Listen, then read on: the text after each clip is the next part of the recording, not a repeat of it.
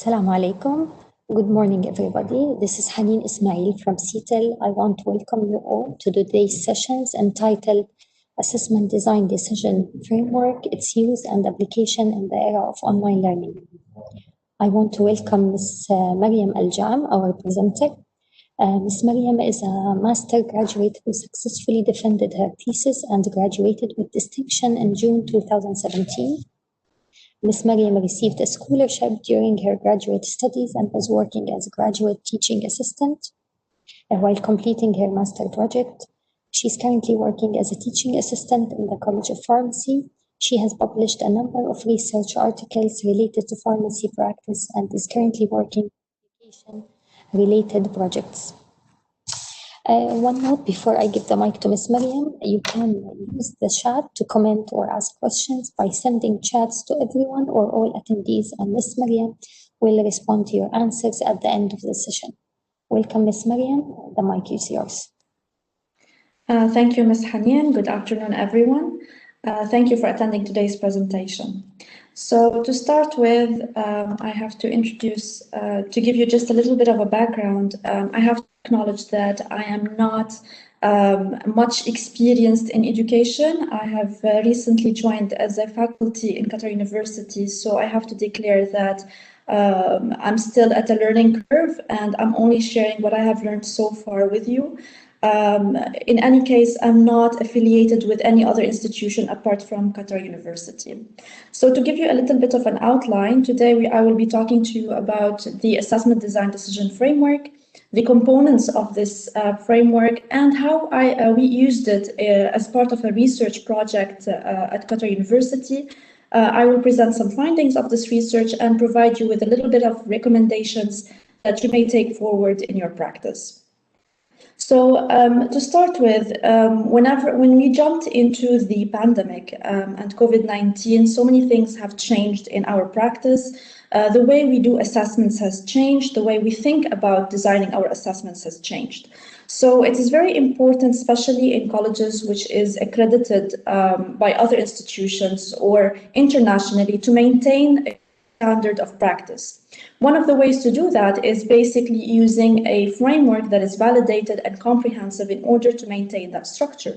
One of which is the Assessment Design Decision Framework, which was developed in Australia in 2014, and it was developed from academics as well as researchers across different universities and was supported by the Australian government. This framework, it has 6 different components, and I will be talking about each of the components. And as you can see, it is quite comprehensive as it looks at the purpose, the context, the feedback, the tasks, the learner's outcomes, as well as the interactions. So you will see here at the bottom of the slide a reference for the guide of use, which I highly recommend you visit and check out for more details that is beyond the presentation today. So to start with, the first component of the framework is the purpose. So whenever we're designing an assessment, there are 3, it is recognized to have 3 different purposes for developing the assessment. One of which is to have grades that would support the students and get them to have a certificate at the end of their course. The second is to make sure that they achieve the learning outcomes of the course. And the third is to make sure that the student is really equipped and is able to make judgment about their own learning when it comes to assessments. Not only do the developers provide you with specific questions for each component, but they go further into providing you with further questions that is related to each of the subcomponent.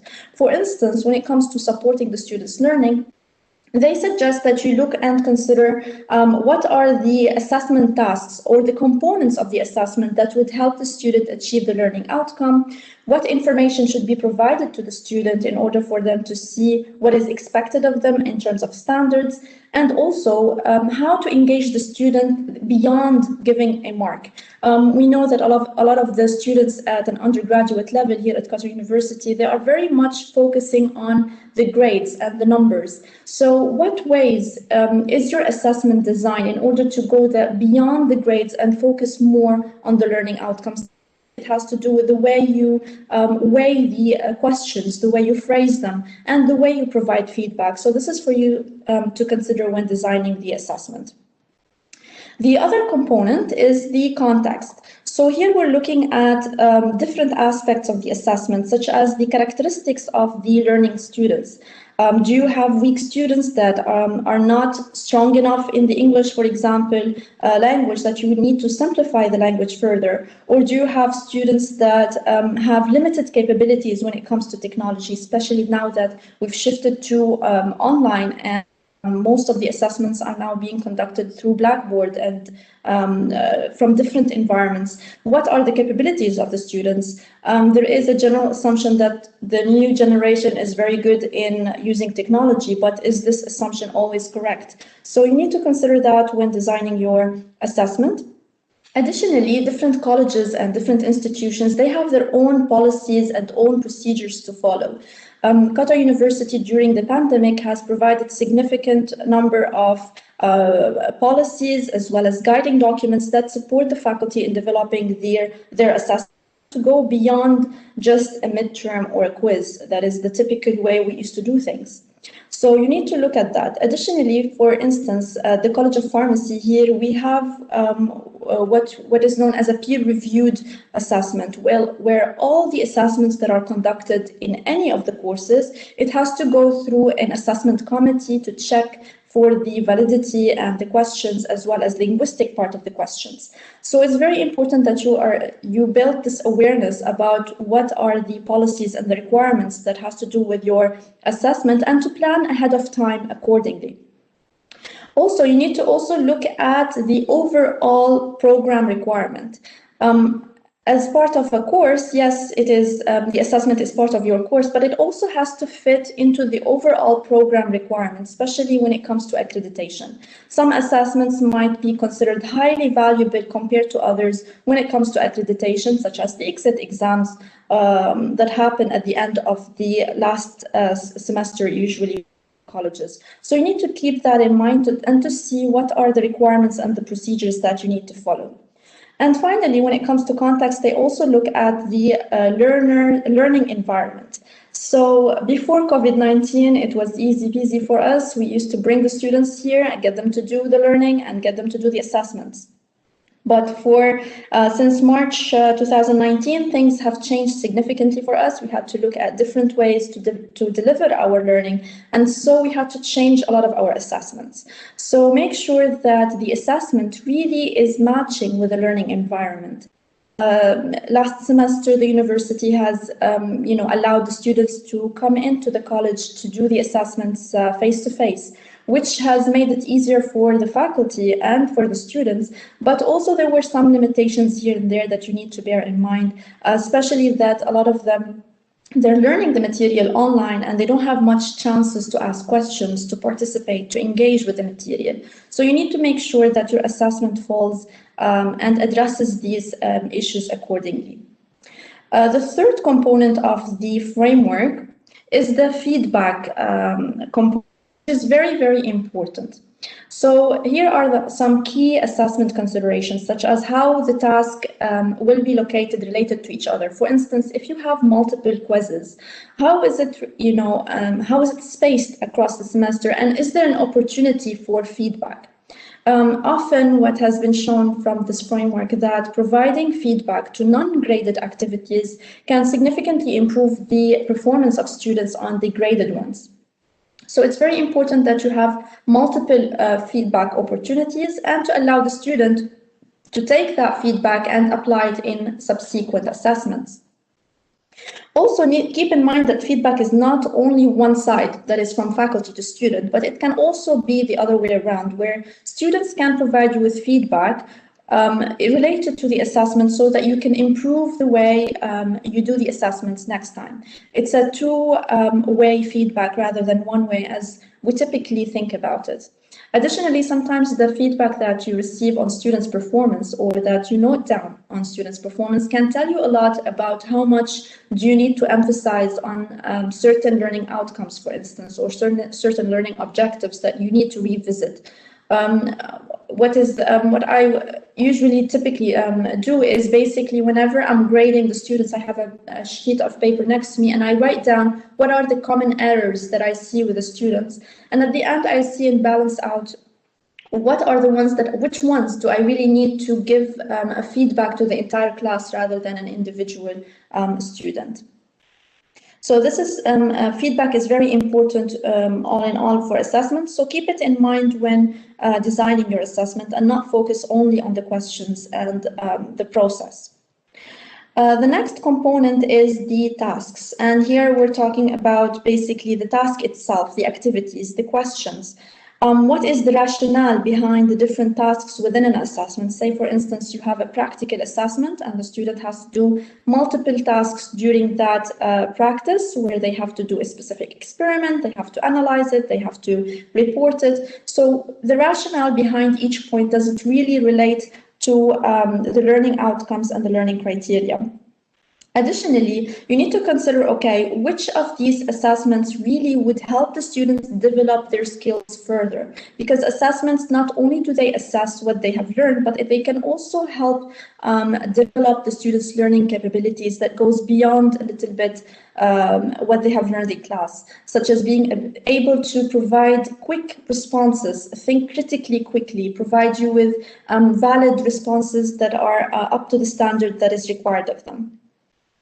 Another item that you need to consider within tasks is the criteria for successful completion. Is it a 60% pass that would be sufficient for you to pass the student, or are you looking beyond that mark? And make sure to communicate this to the students. What are the expectations? What is a success for them? The standard here at the university is basically 60% is a passing grade, but for you as an instructor and for the student, is this sufficient? Do you consider this as enough of a criteria on its own, or do you need the students to go beyond that? So communicating that to the student, what is the expectation and what are the criteria is very important. Also, you need to consider that the student is not only taking your course. A lot of us, we get attached to our own course and we build it in a way that is best suited as we deem appropriate, especially based on our previous experience of the past semester. However, you need to keep in mind that many students are taking multiple courses and a lot of clashes can happen at so many points during the semester, and this will result in you shifting things around, changing the way you deliver the material. So one approach that we do here at the college is basically provide the students from the first week of the semester with all the assessments and all the expected assignments that they have to do throughout the semester from day one, basically, that they join the college. So that's Sunday, inshallah. And we assign a class representative for each batch that looks at all of these assessments and identify whether there's a clash that we need to take care of ahead of time. This will help us and help the students anticipate when are the challenging periods and how to best design our assessments. Additionally, not only should you consider how they are spaced from each other, but also the weight of the assessments themselves. Are they really equivalent? Is it really that you need to give 10% for that quiz, but 20% for another when the material is different? So you need to also consider how it's distributed in terms of weight and grades. And which tasks will be graded? Is it all the assessments need to be graded, or is it a few assessments that you will grade them and the rest will be non-graded? One thing that I noticed that some faculty, they would give the students, for example, 5 quizzes and take the top 4 quizzes, leaving the last one out. This is one approach that you can do, but keep in mind that there are certain learning outcomes that you want the student to achieve. Say, for instance, you have 5 chapters that the student has to study, and they end up not studying, the cardiovascular chapter altogether. Yet you're taking all the 4 quizzes that they have done before. So it means that they reached the end of the end of the course, not really being aware of one full unit within your course. So you need to take that into consideration whenever you're planning which activities you want to grade and which would be provided as formative assessments.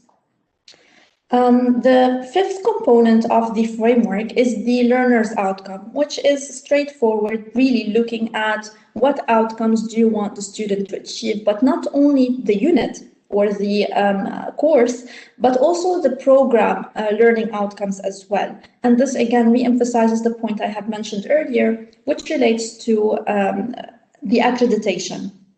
So all the program learning outcomes usually is set from the day the course or the major was planned. So maybe have a look at these documents, especially if you are new faculty. These documents would be found in the administrative part of your college. So have a look and see what are the criteria, what are the learning outcomes for the entire college and an entire program, rather than just focus on your own course. Some of the material that you provide the students might be so important that it is taken into multiple times throughout the program. So you need to pay attention. How much weight do you want to give such learning outcomes? Also, what are the professional requirements? For instance, in the College of Pharmacy, it's very important that the student is able to locate the information very quickly. So is this something that you are assessing the students on? This is something that is very important for you to also consider. And the learner's general professional intellectual development, which really relates to the student's ability to do further reading, to do further development, continued professional development that relates to assessments. For instance, if a student, does an assessment and they identify, okay, there are certain questions that I'm not able to answer. Are they able, as students of an undergraduate level, to locate the information that would help them and support them to do better next time? So this is also something to consider when designing the assessments. Again, I re-emphasize you visit the guide because it provides you with much more questions than what I have put here on the slides. For each component, they have further clarification, further questions for you to consider. The more that you can answer, the better is your assessment plan and your assessment validity. The last component is basically the interactions, which really focuses on the stakeholders that are involved when it comes to the assessments. Some assessments, when we set them up, there is some resistance that we see from students, which results in us changing the assessment. For example, during the COVID-19, the first semester, a lot of faculty, they've decided that they don't want the student to be able to review the questions, so they prevented the backtracking of questions. And this has resulted to many resistance, and sometimes the faculty would be like, okay, I will allow this, but make the questions more difficult. So this really can affect how the assessment is designed. Not only should you take care of the students, but also, the faculty and those involved in the course. Sometimes the course is not only led by one person, but it involves multiple faculty members. So you might want to see their involvement with relation to the course. Also, you need to make sure that you provide the students with enough information related to the assessments. Why is it done? What is the purpose? What is the outcome that is expected? So these interactions is minimized in terms of resistance. What is typically done in the College of Pharmacy, again, I'm sorry if I keep bringing up the College of Pharmacy, but because I'm working here, so I know exactly how things are going here. So again, we have the class representative who is involved with the faculty directly, and they directly communicate to the faculty if there are any class issue that needs to be taken care of. And this really facilitates a lot of the processes when it comes to student-faculty interaction. So these are things that you need to consider. As you can see that the model is quite comprehensive. It looks not only on the assessment itself, but everything related to the assessment. So I re-emphasize again that whenever we are faced with challenges such as that of COVID-19, it's very important that we maintain good standards and good processes with our assessment processes, because at the end of the day, our students will graduate with whatever we teach them. So we want to maintain the high level of professionalism, the high level of standards that we have had before COVID-19. So how did we use this framework? So the framework was originally developed to be used prospectively in planning of assessments. What we have done is basically this framework to really understand what happened during the COVID-19 period, especially in the first semester when things have really stopped abruptly. And a group of researchers and academics from the College of Pharmacy, as well as the College of Health Sciences, specifically the Department of Public Health, and the College of Medicine have come together to really build a project around understanding the experiences and the faculty, from both the faculty and the students relative to assessments during the COVID-19 period, really understand what happened so that we build a better plan in the future. So all in all, the study was a qualitative online semi-structured interviews that were conducted with students as well as faculty across the health cluster.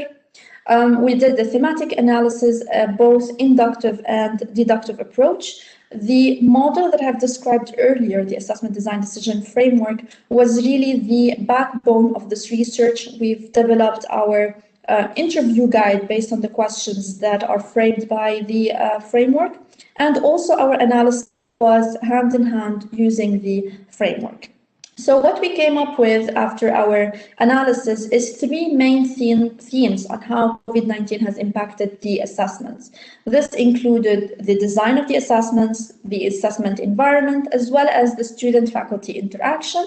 And we have linked these themes with the assessment design decision framework components. You can see here theme 1 captured three main components: the purpose, learner's outcome, as well as the tasks. Theme 2 captured the context, while Theme 3 looked both at interactions and feedback.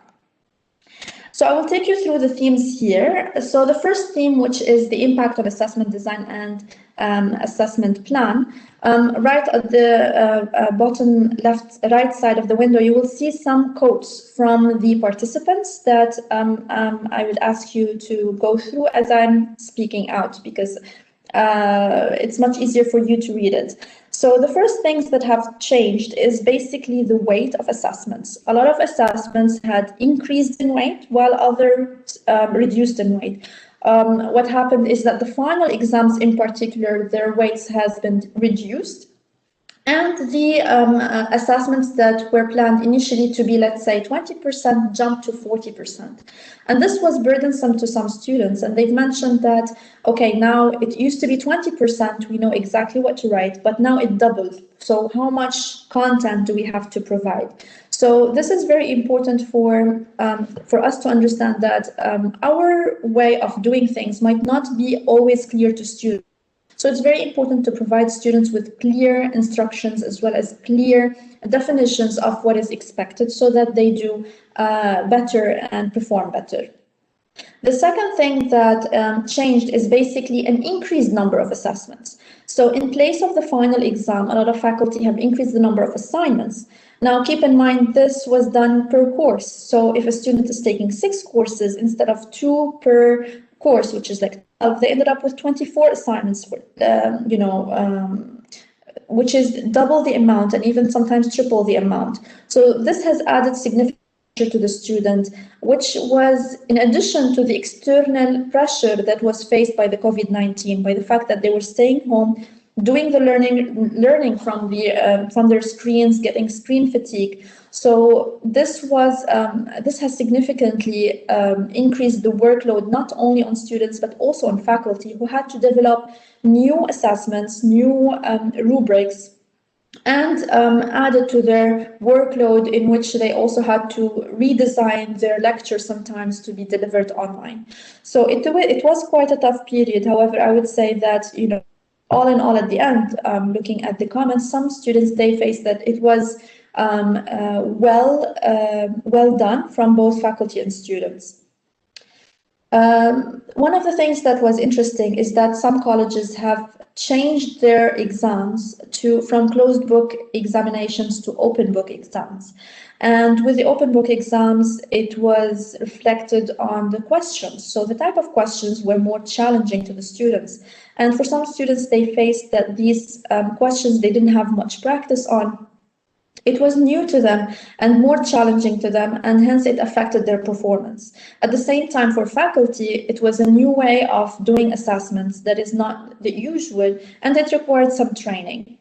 In terms of administrative support, Qatar University, it was recognized throughout our interviews, has provided significant support to faculty in terms of CTEL presentations, continued professional development sessions, and even within each college, there was a lot of support where regular basis faculty shared their experience of what went well for them, what didn't go well. So in terms of administrative support, there was great support that was provided during that period. One of the things that was lacking or was challenging for faculty is basically assessing soft skills, presentation skills, the eye contact, how a student is presenting their work, how the student is able to provide quick responses in a controlled environment, orally or verbally. So this thing that we need to take care of when in the future you are designing online assessments. This becomes very difficult to assess. Now, last semester we didn't have much of this issue because the students were brought in on campus to assess their skills and to have the assessments on campus. But this is something for you to consider if you're planning at any time to do assessments online, that assessing soft skills might be challenging. One thing that was on and off between the students and the faculty was the rubrics.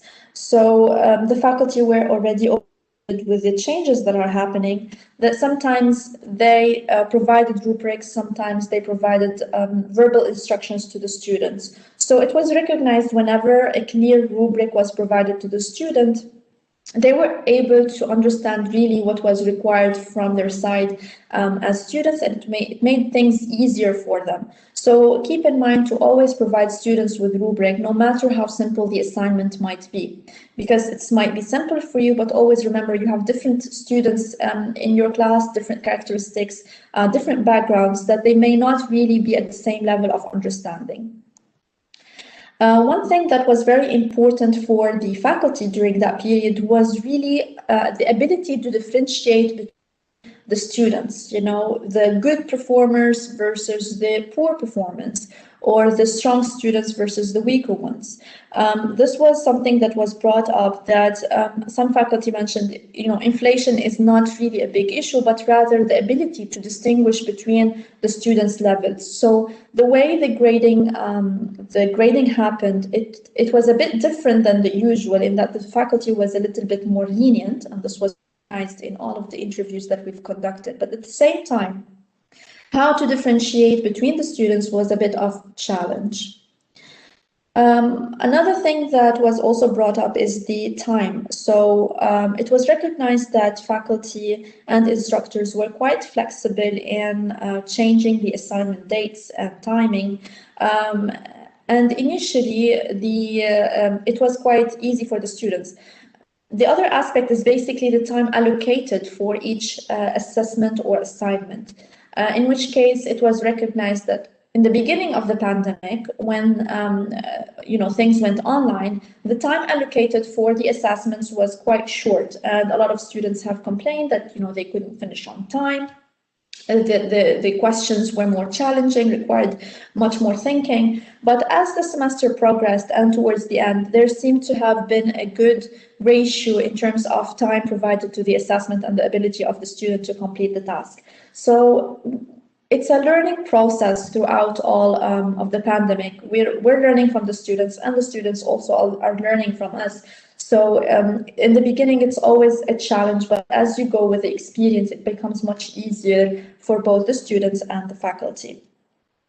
The second theme that we have captured in our result was really the impact on changing the assessment environment, which the first thing that was brought up by many of the interviews is really the assessment integrity, the ability of the faculty to make sure that the student is really and truly answering the questions by themselves without support without really looking at materials. Hence why some of the faculty have decided to go for open book examinations, allowing the students, to go for whatever resources they wanted, but made the questions a bit more challenging for them. So the other aspect was really the use of the cameras, in which case certain colleges, such as the College of Medicine, they maintained the use of cameras during that period, while for other colleges it was quite challenging and it faced some resistance from students. It was quite a difficult period because there was nothing that can be enforced at that time. So the exam integrity was somewhat challenging to maintain that. Hence, some faculty also used much more challenging questions. They've used randomization of questions, and they also prevented backtracking. So a lot of things that faculty have experimented with in order to find the good way to go towards the end of the semester. The other thing was really conducting the assessments at home. A lot of faculty had the assumption that, the student has their own desk, they have their own rooms, but this was not always the case from the student side. A lot of students, they live in big families where their siblings are also going to school at the same time that the student is having the university class or assessment, which may have impacted their connection, may have impacted the use of the device they have. And it was quite challenging for the student. However, some did appreciate the fact that they did not have to spend a lot of time traveling to university. It seems that a lot of our students live quite far from the college, that they spent over an hour driving to college. So this was something that they've seen as a positive side from doing the assessments at home. The last thing that was also brought up was the use of multiple platforms. A lot of students were asked to use two platforms where they use, like, for instance, Blackboard to answer the questions, and Microsoft Teams or Zoom or whichever platform in order to ask questions and to receive instructions verbally, or to even use their cameras during that time. And this was quite challenging and added stress to the students. So it is recognized all in all that it is challenging for both the students and the faculty at the same time. The last theme, which is, I would say, a very important theme, is the interaction between students and faculty. During the initial period, unfortunately, students felt that they were left out of the decision-making process. As colleges, we didn't know what to do. We were at a period of uncertainty, and the students felt that they were left out. Perhaps in future, we should always include the students in our discussions, in our decision-making process, because they are part of this decision-making and they are the major stakeholder when it comes to their learning and education. Of course, we recognize that you will not be able to satisfy all students, but at the same time, at least engaging them would make them feel appreciated and make them feel that they are part of this journey and that they're not left out. The other thing is basically providing feedback. There were many steps. As I mentioned earlier in the assessment decision framework, feedback is very, very important. However, when it came to the pandemic period, it seems that feedback was not always up to the expectation. And that was because of the overload of students and the faculty. And at the same time, the students had to go through multiple steps in order to receive that feedback. For instance, they had to book an appointment with the faculty in order to talk to them about the assignment, make sure that everything is set, while they had, multiple different assignments that they had to do. So it is very important that you provide feedback and never underestimate the power of feedback that you provide to students. One thing that I will come up to towards the end of the presentation is think about a different way to provide feedback to the students. So don't underestimate the value and the power of feedback that you provide to students, whether individually or as a group. As of recommendations from this project, all in all, it is always recommended, in order for you to maintain good standards and good practice and valid and reliable assessments, try to use validated frameworks. So it's only one that I presented, which is the Assessment Design Decision Framework, but I'm sure there are so many out there that you can utilize during that period or even throughout your education and teaching life. There are so many that are validated and many that can be adapted to your requirements. The second recommendation is basically to always include students in the communication, always include them in the decision-making process. Having a class representative really saves a lot of time, a lot of hurdle, and at the same time allows the student to feel that they are part of the decision-making process. Third is basically consider time-critical elements. For different courses, there are certain aspects that are more important than others, certain assessments that might be much more important and higher weighted than others. So consider these as your priority at times of challenge, especially when it comes to sudden changes that are unexpected. These are your number one priority. The fourth is to consider external influencers. So although our focus of the research was really on assessments, many students have brought up that part of their family members of them had COVID-19 during that time, and the students themselves were the ones responsible for, taking care of that family member, buying the groceries, going out and making sure that they have the necessities at home. So this has added an extra responsibility and burden to the students themselves. So there are things that are beyond the assessments that can really affect the students' performance. So having the students in the communication in the first place would really support you and make you recognize these external influencers. And the last is really to take the time to reflect and improve. So we have learned so much in the past 2 semesters from how to do things. We've opened our eyes to new ways of assessing students, new ways of providing them with instructions, new way of educating them. It's always a learning process. Always take the time to sit back and just think, okay, what went well, what could be improved, and always have someone with you during that discussion, whether it's another faculty member or a student. The last thing I want to mention is basically something that I've used last semester, and it was quite useful and beneficial. It saved time, and at the same time, it saved the students a lot of the back and forth communication with faculty, and that is providing a recorded feedback. So what I've done last semester is basically during grading the assessments, I've noted down all the areas that the students have lacked, and I recorded my feedback as a video feedback using Word document through Microsoft Teams. It didn't take me much more than 10 to 15 minutes, and I've posted that into Blackboard. It saved a lot of time, and the students have recognized what are their limitations, and it saved you a lot of back and forth emails, a lot of challenges from the students. Why is my grade like that? Why is it like that? So I highly recommend that you consider that in your future. So this brings me to the end. I know I'm right on time. I know we've got 3 minutes. If there are any questions, I'm more than happy to answer.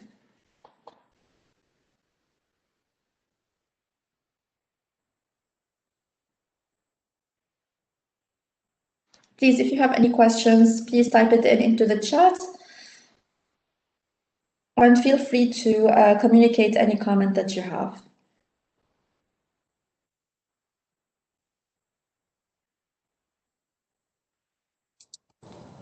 Thank you, Ms. Mariam, for this interesting session. Thank you, everybody, for attending. It seems there is no questions. Everybody is thanking you on the chat. Please, if you can take a couple of minutes before you leave and give us your feedback by filling the survey. The link for the survey was sent in the chat area. Thank you, Ms. Mariam, very much. Thank you so much. Thank you.